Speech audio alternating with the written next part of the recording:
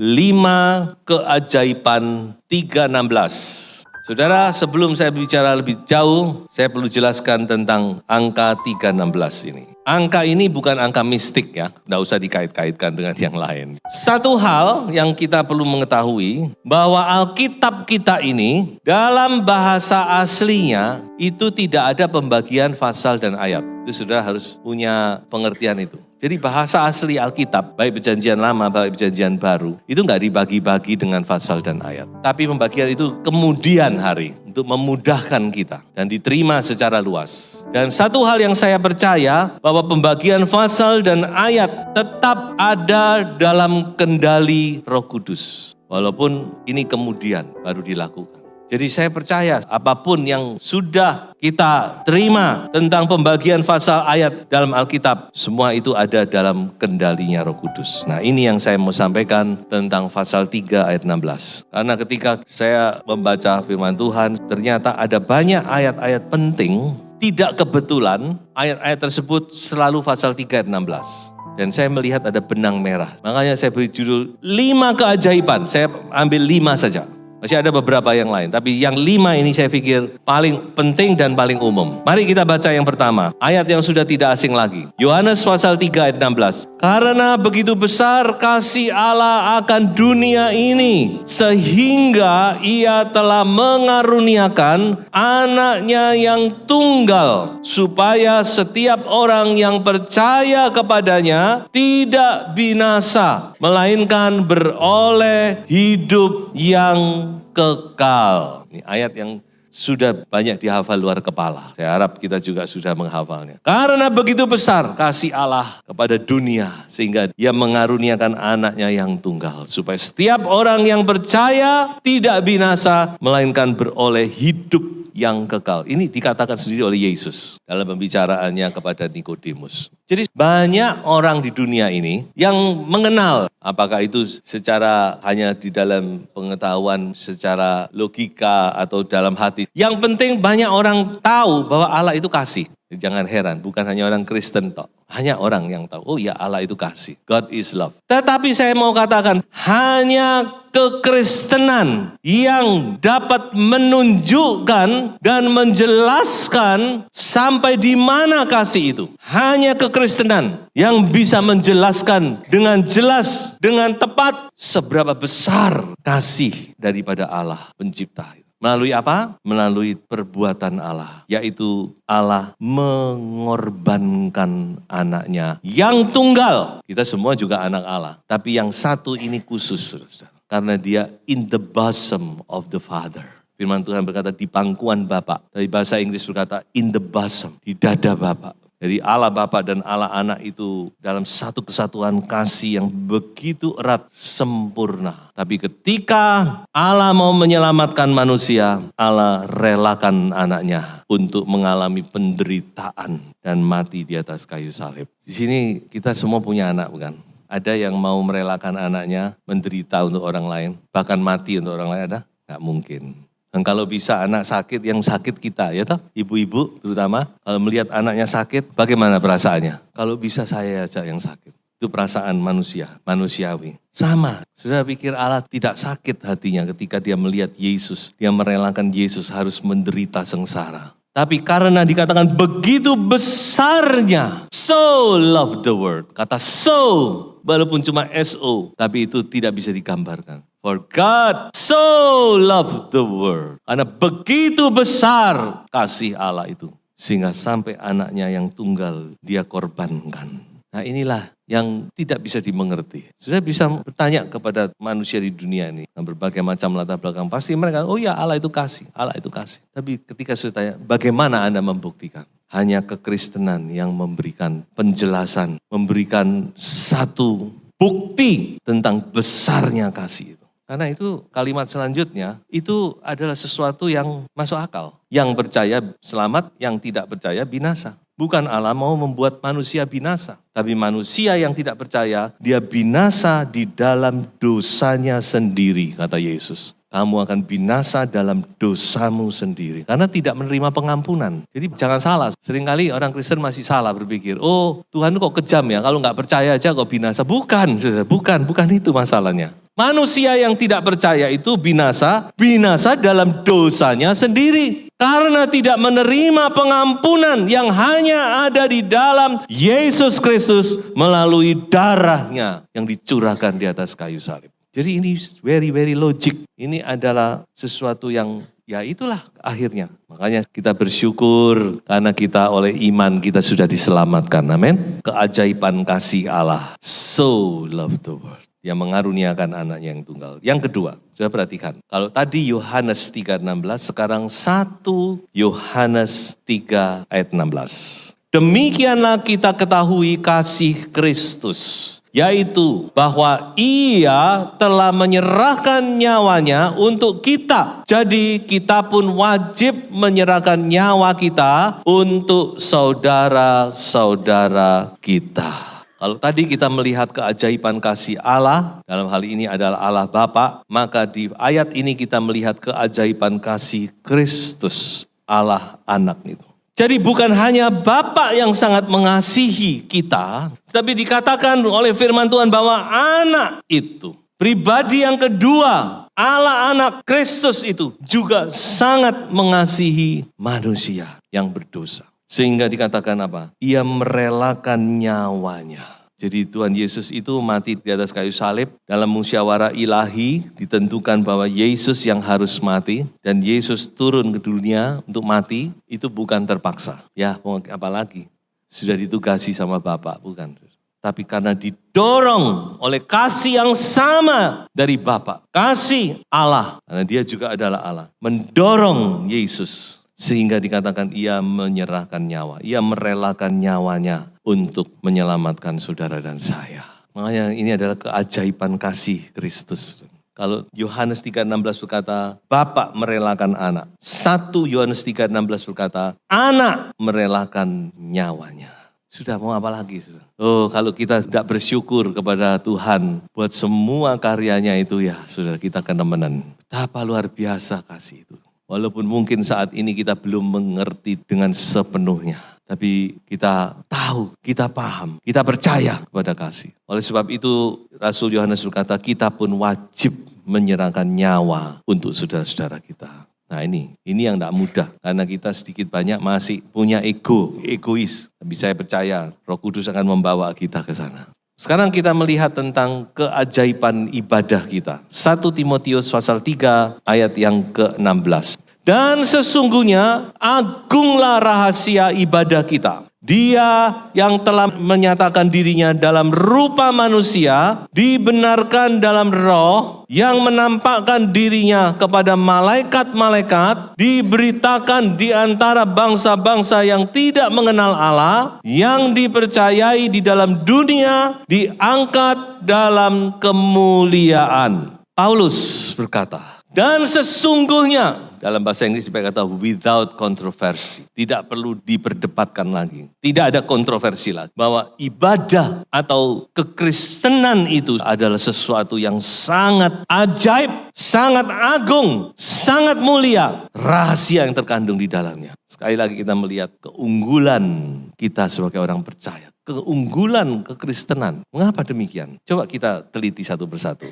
Katakan rahasia ibadah kita. 1, dikatakan apa? Allah menjadi manusia. Atau Allah mengambil rupa manusia. Allah menyatakan dirinya dalam rupa manusia. Ini yang pertama yang kita lihat, kita mengerti, kita percaya melalui firman Tuhan. Allah yang pencipta alam semesta yang tak terhampiri dikatakan. Tapi ketika dia menjadi manusia, kita melihat Allah menjadi daging, firman menjadi daging, menjadi manusia. Itu yang pertama. Kedua, dibenarkan oleh Roh Kudus. Bukan manusia yang meng-approve, tapi Roh Allah yang meng-approve bahwa inilah anak Allah. Kapan itu? Saya yakin pada waktu Yesus dibaptis. Katakan waktu Yesus dibaptis, Roh Kudus turun ke atas Yesus. Dan ada suara, inilah anakku yang kukasihi. Jadi approve ini penting, dibuktikan bahwa benar ini benar. Bukan ngaku-ngaku benar, tapi memang dibenarkan, yang membenarkan adalah Roh Kudus sendiri. Bahwa inilah Allah yang menjadi manusia, firman yang menjadi daging. Ketiga, dilihat oleh para malaikat. Jadi sebelum inkarnasi, sebelum Yesus datang menjadi manusia, jangankan manusia, malaikat aja nggak pernah melihat Allah. Saudara harus tahu. Begitu kudusnya Allah. Malaikat makhluk yang diciptakan, makhluk roh yang diciptakan yang lebih tinggi dari manusia saat ini. Saat ini kita di bawahnya malaikat. Malaikat saja nggak pernah melihat Allah. Dan nggak berani melihat Allah. Sama seperti ceritanya waktu Esther, yang bisa melihat Raja Ahasveros hanya 7 menterinya yang utama, yang lainnya nggak pernah melihat wajah Ahasveros. Jadi dikatakan ketika Allah menjadi manusia, malaikat baru tahu, oh ini loh Allah yang menciptakan kita. Makanya Paulus menulis, dilihat oleh para malaikat. Yang berikutnya, diberitakan kepada bangsa-bangsa. Semua bangsa harus tahu berita ini. Karena Tuhan itu bukan hanya Tuhannya orang Kristen. Dia bukan hanya juru selamatnya orang Kristen. Tapi dia juru selamat semua umat manusia. Kita harus tahu, kita harus membuka wawasan kita. Tuhan itu mau menyelamatkan bangsa-bangsa. Makanya kata bangsa-bangsa dalam bahasa aslinya pakai kata ethnos. Dan kita tahu dari kata ethnos, ada kata etnik yang juga dipakai dalam bahasa Indonesia, etnik. Bangsa-bangsa diberitakan, ini loh Allah yang datang menyelamatkan umat manusia. Injil harus dibawa kepada bangsa-bangsa. 5, dipercayai dalam dunia ini. Dipercaya oleh semua makhluk, semua manusia. Paulus berkata di dalam Korintus bahwa berita tentang salib itu sepertinya kebodohan. Ya toh? Paulus kan mengatakan dalam Korintus, berita tentang salib, bagaimana Allah datang menjadi manusia dan mati dari kayu salib menyelamatkan manusia, itu sepertinya kebodohan. Tapi justru itulah hikmat Allah yang luar biasa. Dan barang siapa yang percaya kepada berita ini, dia akan selamat. Dan yang terakhir dikatakan apa? Diangkat dalam kemuliaan. Yesus naik ke sorga. Satu-satunya makhluk manusia yang naik ke sorga disaksikan oleh kurang lebih 500 pasang mata. Jadi kenaikan Yesus itu menunjukkan bahwa dia memang adalah Allah. Kembali kepada Bapa, kembali kepada kemuliaannya dikatakan. Ini luar biasa, inilah rahasia ibadah kita yang dikatakan oleh Rasul Paulus, betapa agungnya rahasia ibadah kita.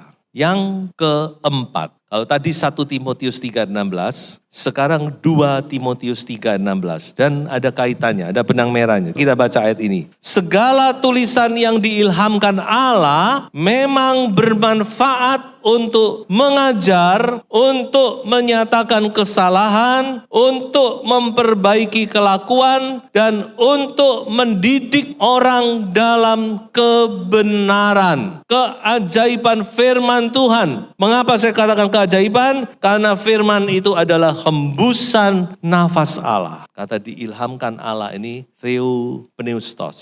Theo itu adalah Allah, pneustos, pneuma itu nafas. Sampai sekarang kan masih dipakai pneumatologi tentang paru-paru. Pneumatolog itu dokter spesialis paru-paru. Jadi firman itu adalah hembusan nafas Allah. Ada hembusan nafas Allah, baru ada suara yang keluar. Betul? Ketika kita bicara, itu ada suara. Coba sudah bisa bicara tanpa mengembuskan nafas. Bisa nggak? Nyabai. Nggak kuat. Nggak ada artinya. Begitu kalau sudah ngomong itu ada nafas. Sudah percaya sudah nanti bawa mirror, kaca. Makanya betul itu. Sudah betul.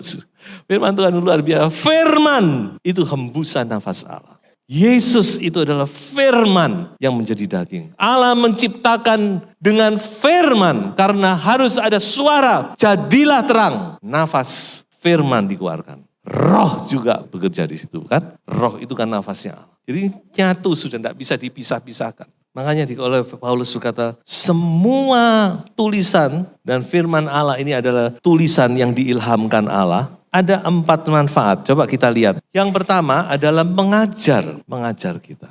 Melalui firman ini kita belajar tentang kebenaran firman itu. Kebenaran Allah. Kebenaran Allah itu bukan benar karpe dewe. Banyak kebenaran kita yang tidak sesuai dengan firman Allah, bukan? Yang kita harus menyesuaikan. Kalau sudah tanya kebenaran manusia, 10 orang punya 10 kebenaran. Firman itu adalah kebenaran Allah. Makanya dia memberitahu kepada ini loh kebenaran Allah. Kebenaran firman. Kedua, dikatakan firman itu menyatakan kesalahan-kesalahan kita. Mengekspos.